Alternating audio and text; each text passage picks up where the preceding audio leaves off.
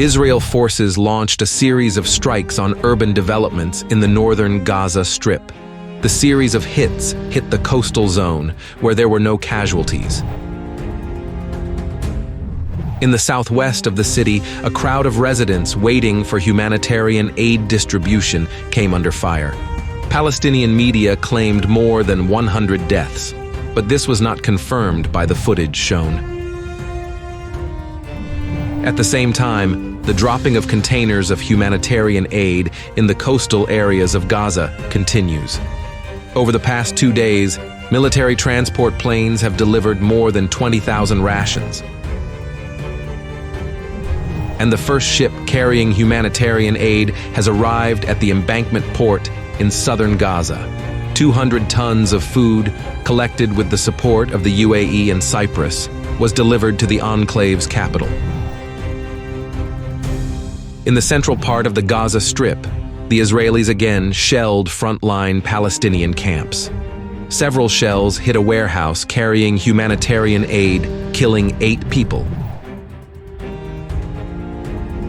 In the south of the enclave, Israeli forces worked on identified Hamas sites in Khan Yunis.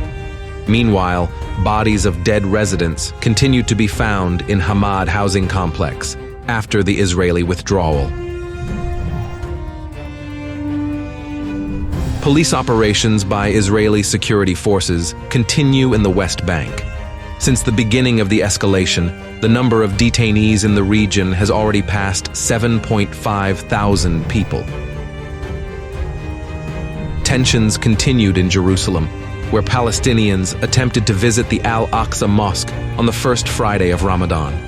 More than 3,000 law enforcers were redeployed to the city to prevent mass unrest. On the Lebanese-Israeli border, the IDF launched a series of strikes on Hezbollah facilities. In turn, the group shelled Israeli observation posts and border positions.